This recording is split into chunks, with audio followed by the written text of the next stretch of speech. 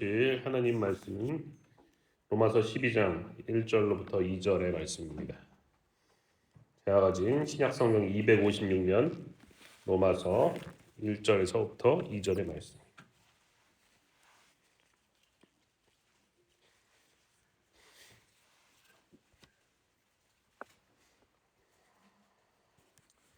로마서 12장 1절에서 2절 256면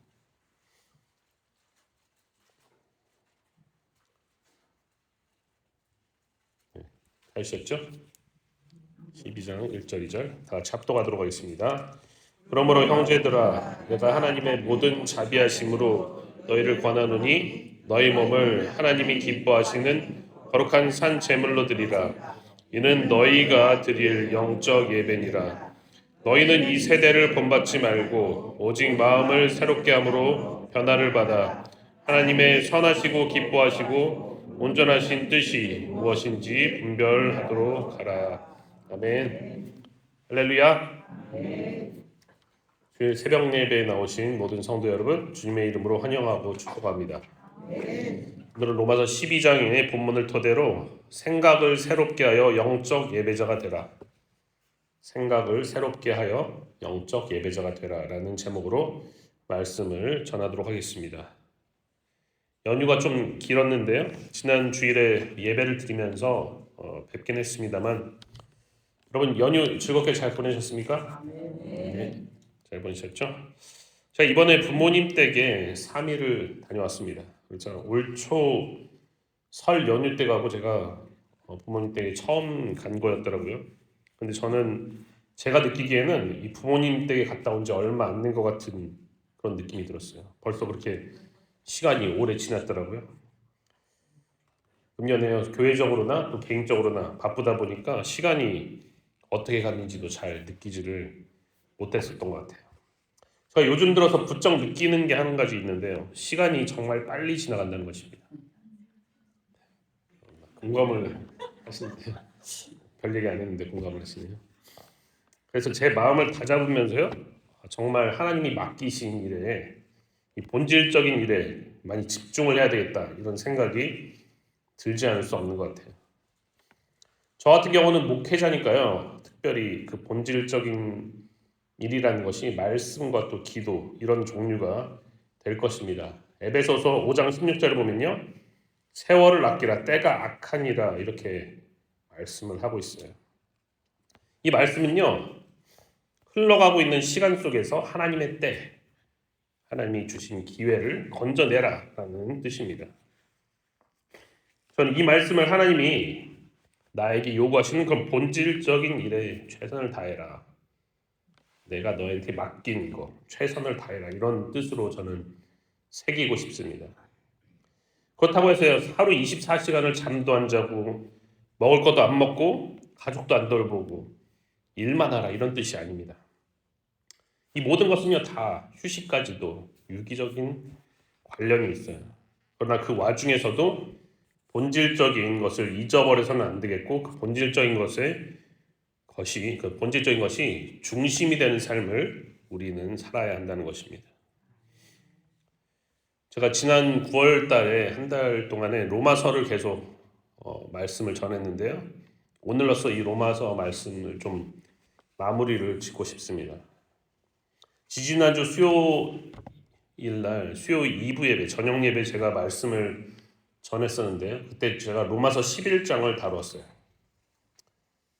로마서 11장을 아마 설교를 들어보신 적이 있는지는 잘 모르겠습니다. 잘 안 다룹니다. 별로 관계가 없어 보이니까요. 우리 삶과. 이 내용이 뭐냐면은 이방인과 유대인의 구원에 관한 내용이었어요. 유대인은요. 태어나면서부터 혈통적으로 자신들이 아브라함의 후손이고 또 선택받은 민족이라고 생각했기 때문에요. 그들의 의식 속에는요. 이 이방인이라는 존재 자체가 하나님께 선택받지 못한 자들이다. 선택받지 못한 자들이고 심지어는 하나님이 이방인을 왜 만드셨는가 했을 때 하나님이 이방인들을요. 지옥의 땔감으로 쓰기 위해서 창조하셨다. 이렇게까지 믿었던 그런 사람들이었어요. 그런 사람들이 유대인들이었어요. 그러나 하나님의 놀라운 계획과 경륜은 유대인들이 자신들이 그렇게도 갈망하고 그렇게도 대망했던 메시아를요, 그 유대인들이 원했던, 유대인들이 기대했던 그런 모습이 아니라 나사렛이라는 굉장히 시골의 목수의 아들의 모습으로 하나님께서 예수님을 보내면서 대반전을 이루게 됩니다. 심지어 하나님은요, 하나님의 아들이신 예수를요, 십자가에 못 박히도록 그대로 내어 버려두셨어요.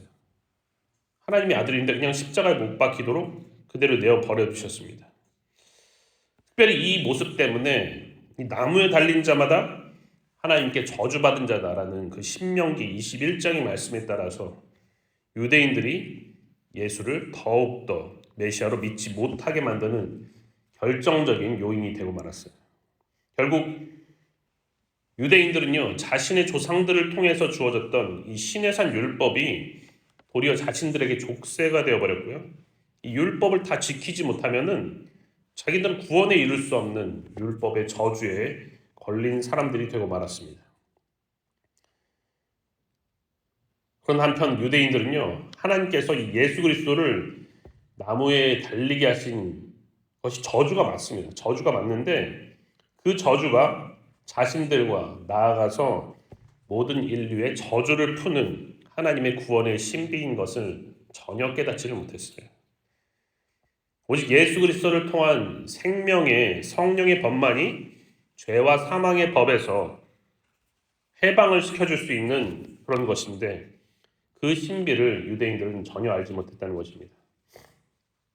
그래서 하나님은요, 철저한 유대인, 철저한 바리새인이었던 바울을 회심시켜서 이방인의 사도로 삼아서요, 이방인들에게 이 구원의 도를 먼저 전하게 하심으로써 결과적으로 이방인들이 먼저 구원받는 것을 보고 유대인들로 하여금 시기가 나게 하는 방법으로, 아니 어떻게 저런 지옥의 땔감들이 먼저 구원받지, 이런 시기가 나게 하는 방법으로 그들을 구원코자 하셨던 거예요. 그런데 이제는요, 상황과 처지가 역전이 돼요. 일시적으로 이제 바뀌어서 이방인들은 예수 그리스도를 구주로 고백하는 그런 하나님의 백성이 되어버렸고요. 그들이 어떻게 생각했냐면 혈통적인 유대인들, 혈통적인 이스라엘인 이런 유대인들이 더 이상 하나님의 백성 이스라엘이 아니라 바로 우리 이방인들이 이스라엘이다. 너희는 대체되었다라는 그런 대체 신학을 갖게 되는 거예요. 그런 지경까지 이르게 되었던 것입니다. 왜냐하면 메시아이신 예수 그리스도를 알아보지 못하고 도리어 십자가에 못 박아버린, 그런 못 박아 죽인 책임이 누구한테 있다는 거예요? 유대인들한테 있다. 그랬기 때문에 이방인들이 이제 우리가 이스라엘이고 너희들은 버림받았다. 너희들은 메시아를 팔아먹음으로 하나님의 진노를 사서 버림받은 민족이 되었다. 이렇게 여기게 되었다는 것입니다. 이때 바울은요, 교만해진 이방인들을 향해서 야, 너희는 원 감람나무 가지에 접붙임을 받은 처지인 것을 너희가 잊지 말아라. 이렇게 경고를 하게 돼요. 하나님의 경륜은 너희 이방인들을 구원하기 위해서 잠시 동안 원 감람나무 가지인 이스라엘을 넘어지게 하신 것이다. 이렇게 이야기를 했던 것입니다. 그 이야기는요, 하나님이 유대인들을 버려서 다른 사람들로 대체한 것이 아니다 하는 거예요. 유대인에게 여전히 하나님이 구원의 길을 열어두셨다는 거예요. 그래서 하나님의 백성 이스라엘로서 정체성을 유지할 수 있는 구원의 기회가 여전히 이스라엘에게, 유대인들에게 열려있다라는 것입니다. 그 근거가 어디 있다고 얘기하냐면 바울은요, 바로 언약에 신실하신 하나님의 의로우심에 그 근거가 있다 이렇게 이야기를 해요. 다시 말해서 약속을 지키시는 의로우신 하나님이 아브라함과 언약을 맺으실 때에 내가 너로 큰 민족을 이루고 내게 복을 주어 내 이름을 창대하겠다 이렇게 말씀하셨거든요. 내가 너로 큰 민족을 이루게 하겠다. 그 큰 민족이 누굽니까? 이스라엘이잖아요. 그래서 내게 복을 줘서 내 이름을 창대케 하겠다. 그 말씀은요, 아브라함의 육신의 혈통을 창대케 해주겠다는 그런 말씀이었어요. 물론 하나님은 아브라함에게 여러 민족의 아버지가 되게 하겠으며 여러 왕이 너로부터 나오고 또 너로 인해서 땅의 모든 족속이 복을 얻으리라 이렇게 말씀하셨기 때문에 천파 하나님은요, 유대인과 이방인을 모두 구원하려는 계획을 가지고 계셨다는 것입니다. 그렇기 때문에 하나님이 유대인들을요, 버린 것이 아니에요. 버린 것이 아니고 언약을 지키시는 신실하신 하나님의 성품으로 그들도 분명히 구원하신다는 약속을 해주셨다는 거예요. 이 말씀이 로마서 9장에서부터 11장까지의 내용이었습니다. 9장에서 11장까지 내용. 근데 이 내용을요, 남의 나라 이야기로, 나와는 전혀 상관이 없는 이야기로 들으시면 안 돼요. 이 부분은 우리와도 큰 관련이 있는 내용이고요. 복음의 핵심이 될 수 있는 그런 내용인 것입니다. 여러분, 하나님이요, 유대인들을 버리지 않으시고 분명히 구원하실 것인데 과연 어떤 방법으로 그 유대인들을 구원하실까요? 아직 유대인들은 다 구원받는 게 아니에요. 그들은 유대교를 믿고 있잖아요. 아직 예수 그리스도를 인정 안 하잖아요. 전체적으로. 어떻게 구원하실까요? 약속을 하셨는데. 나중에 예수님께서 재림하실 때에 집단적으로 얘네들은 특별하니까 너희들은 그냥 이리 와 하고 구원시킬까요? 집단적으로? 정답은요, 그렇지 않다는 거예요. 이스라엘만 특별 대우해서 따로 구원하시지 않는다는 거예요. 유대인들은요, 이방인들이 구원받은 방법과 똑같이 개개인이 예수 그리스도를 구주로 믿고 시인함으로써 구원을 얻게 된다는 것입니다. 그리고 실제로요, 이미 그런 일들이 조금씩 일어나고 있어요. 아직은 뭐 전체적인 이스라엘 민족 중에서 소수라고 할 수 있지만 메시아닉 주라고 해서 예수를 메시아로 믿는 유대인들이 나오고 있다는 것입니다. 거기에 뭐가 그렇게 대단할까 이렇게 생각할 수도 있겠지만요, 이 메시아닉 주들은 목숨을 걸고 믿는 거예요, 여러분. 자기 예수를 믿으려면 유대인 중에서요, 이스라엘에서 목숨을 내놓고 믿는 거예요. 간증에 의하면은 뭐 실제로 이스라엘 내에서 이들은요, 폭탄 테러를 당하기도 한다고 해요. 예수를 믿었다고 해서. 그리고 고압전류가 흐르는 철책에 감전사를 당하기도 하는, 이런 것들이 알려지지 않았을 뿐이에요. 순교자가 나오고 있다는 거예요. 하지만 그들도요, 결국 이스라엘도 유대인들도 예수 그리스도를 주로 시인해서 구원을 얻게 된다는 것입니다. 예수 외에 구원을 줄 다른 이름이 따로 없다는 거예요. 결국은요, 유대인들에게 예수를 믿을 기회가 사라진 것이 아니라는 점에서 이 유대인들이 버림받은 게 아니다 이렇게 바울이 이야기하고 있는 것입니다. 바울은요, 그들을 뭐라고 표현하고 있냐면 남은 자들이다 이렇게 표현하고 있어요. 마치 엘리야가 자기가 혼자라고 느끼고 우울증에 빠져 있을 때 하나님이 엘리야에게 뭐라고 얘기하죠? 바알에게 무릎 꿇지 않은 7,000명을 남겨놓았다 이렇게 얘기하잖아요.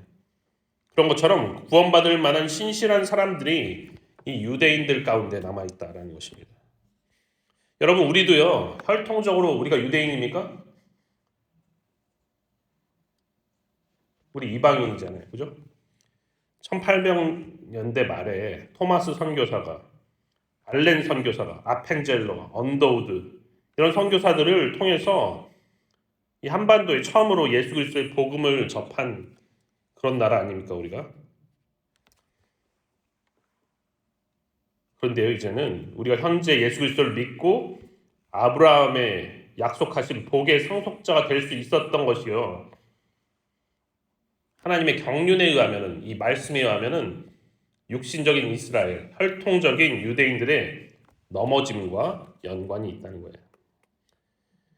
하나님의 놀라운 신비는요, 예수 그리스도의 십자가의 희생을 통한 이 새 언약의 피로 세워지는 하나님 나라의 백성은요, 이방인이든 유대인이든 차별하지 않고 십자가 안에서 화목한 한 세 사람이 되게 하셔서 성령 안에서 하나님이 거하실 처소가 되기 위해서 그리스도 예수 안에서 함께 지어져가는 존재가 된다라는 것입니다.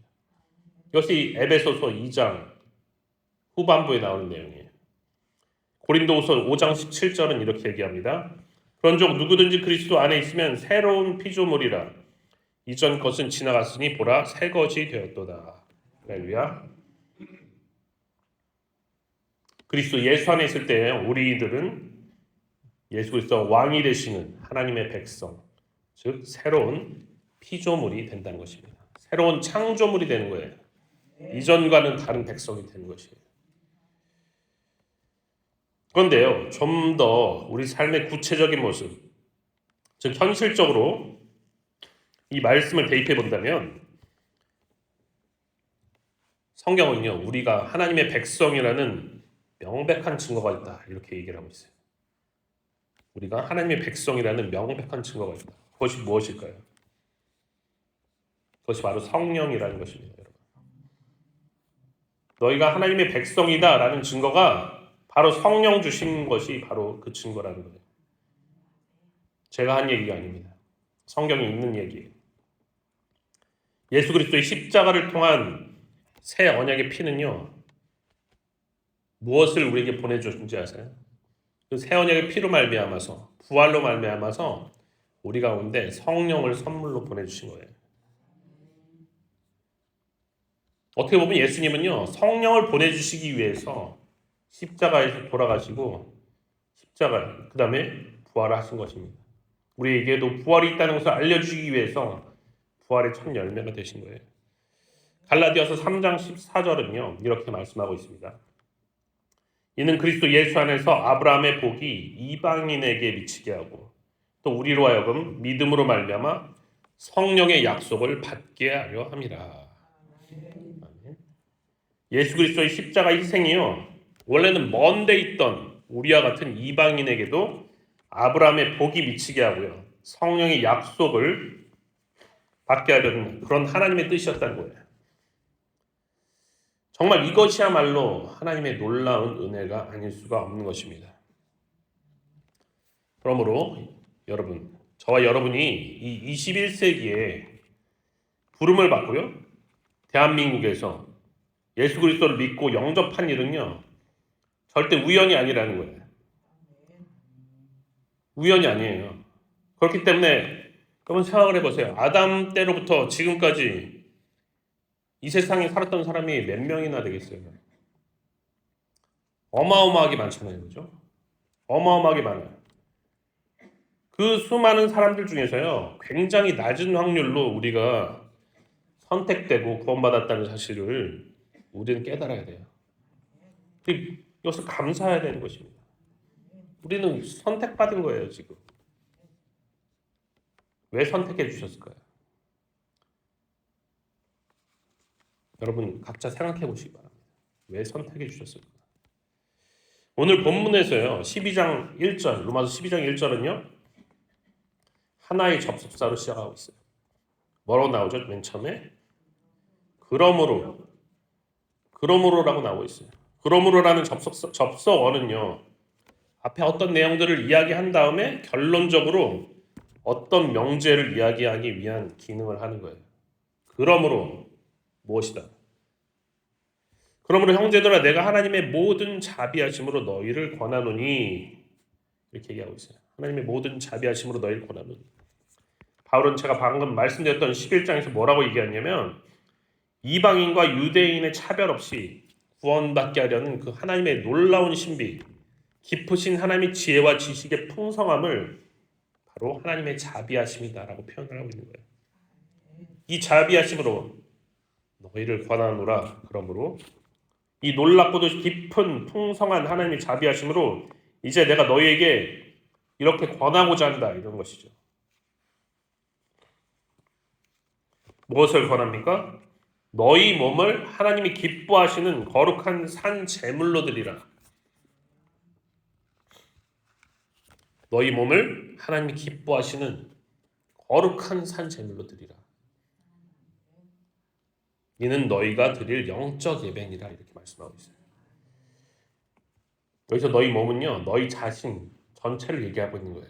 전 인격을 얘기하고 있는 거예요. 거룩한 산 제물로 너희 자신을 드리라.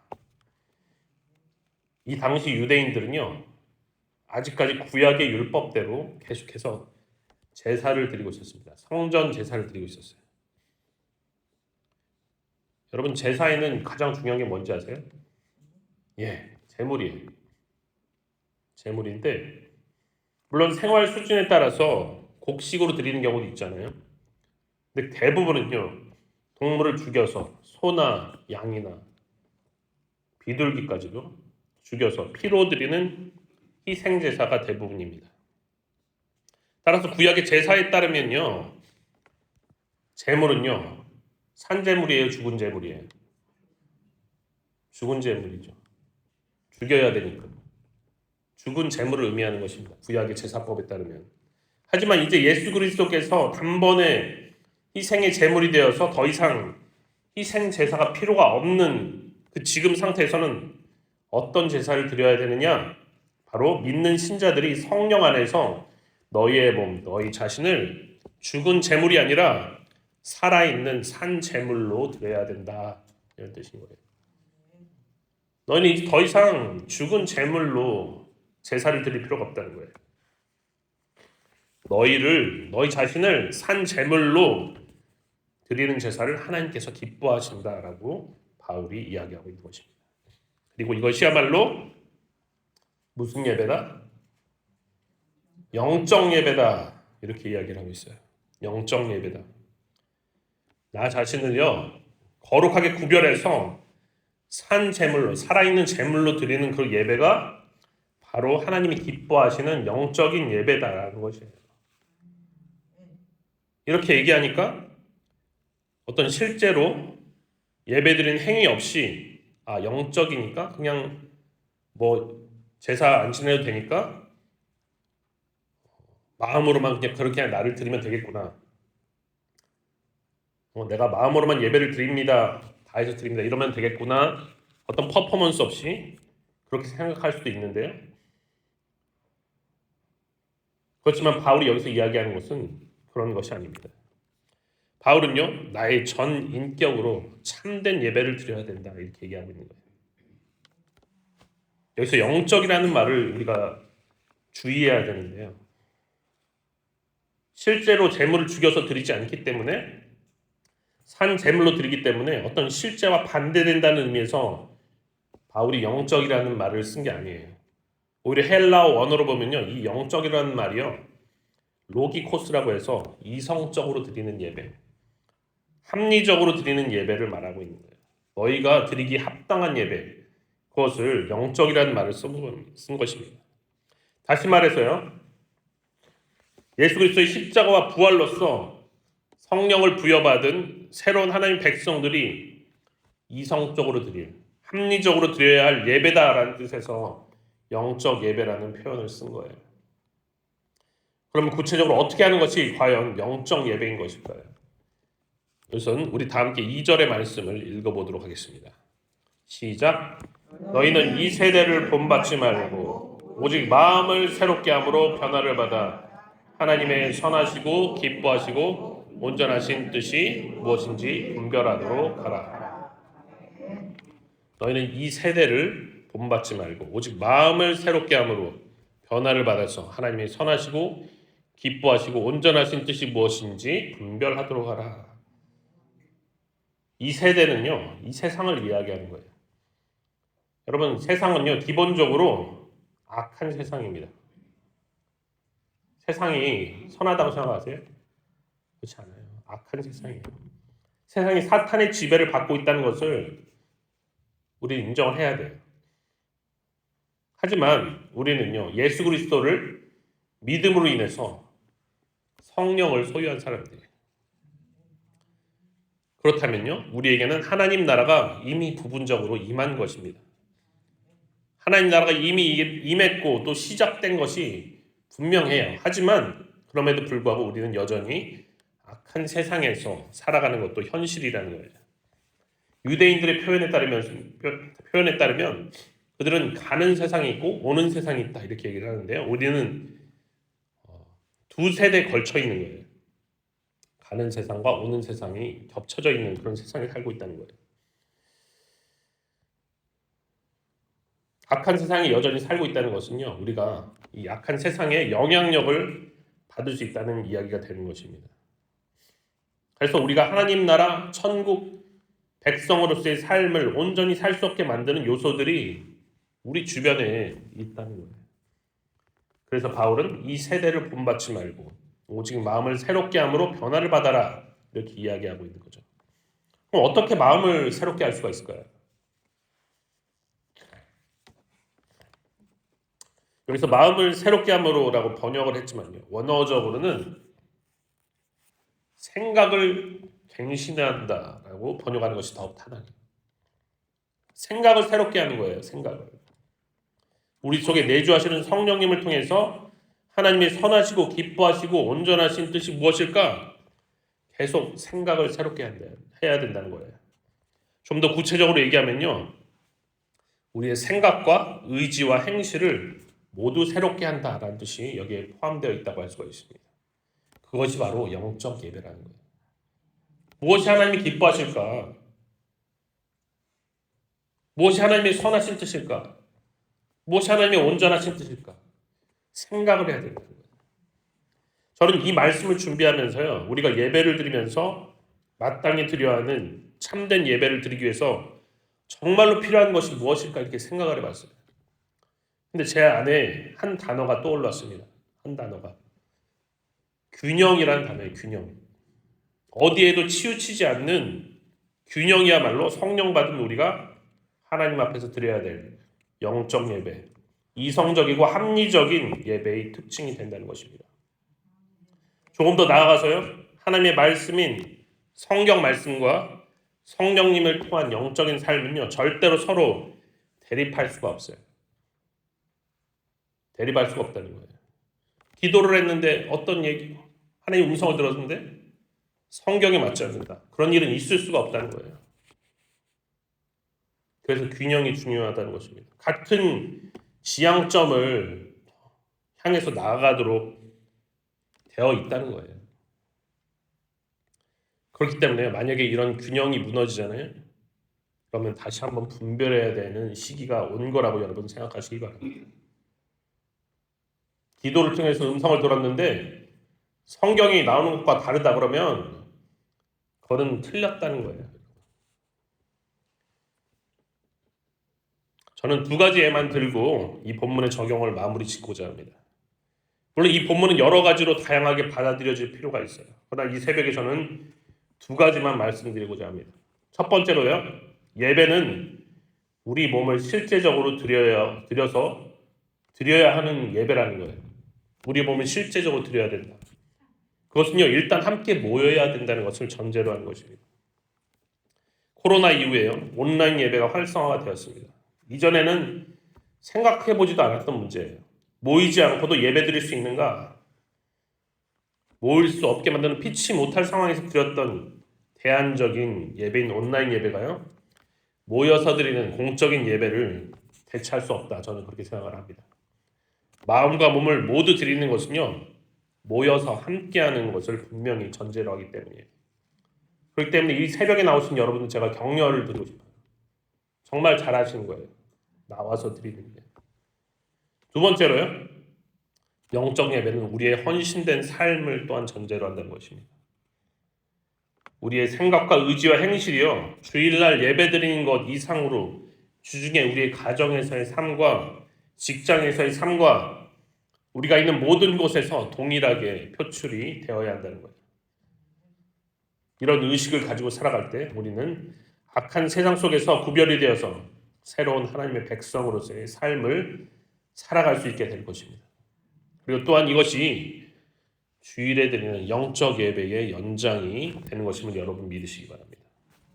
사랑하는 성도 여러분, 오늘 본문 말씀과 같이 우리 각자의 생각을 새롭게 함으로 삶으로 드리는 헌신된 예배와 이성적이고 합리적인 공적인 예배를 드리는 균형이 있는 그런 삶을 추구하는 영적 예배자가 되시기를 주님의 이름으로 축원합니다.